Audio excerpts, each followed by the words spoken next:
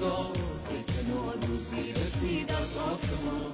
از سفر آمد پرستو نغمه پا، باز شد چشم بنفشه بر بهار. زرد و نیلی در کنار چشم سار، وقت اگر خواب است دیدارش کنید، عاشقانه باز دیدارش کنید، عاشقانه باز دیدارش کنید.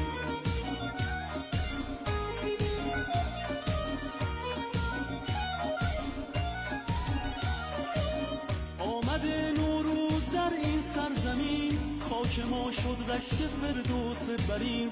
بوی نارنج و ترنج و عطر بید، میتوان از تربت حافظ شنید. باز شد چشم بهاران بر خزر، شد صدف با خانه در و گهر. دشت ارژن باز هم بیدار شد، از شقایق دامنش گلنار شد.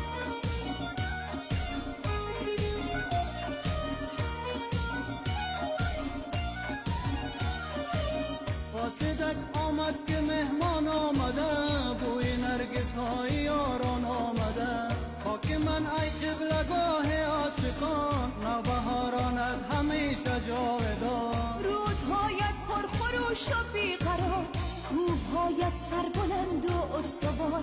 بند بند ما همه از خاک توست، تار و پود ما ز خاک پاک توست.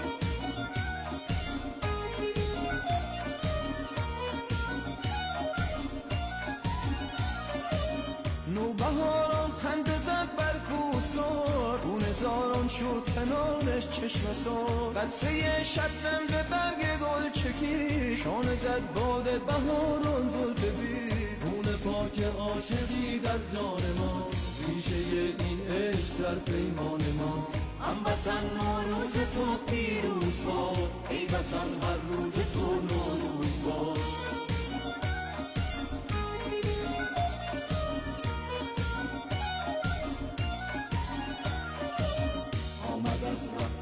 زیبای بهار نوبهاران خنده زد بر سبززار، ای که نوروزی رسید از آسمان.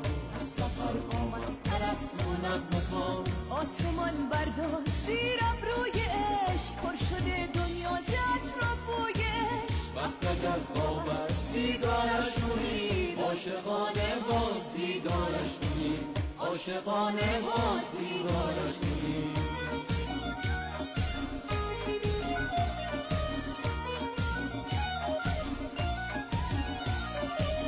هموطن نوروز تو پیروز باد، ای وطن هر روز تو نوروز باد. هموطن نوروز تو پیروز باد، ای وطن هر روز تو نوروز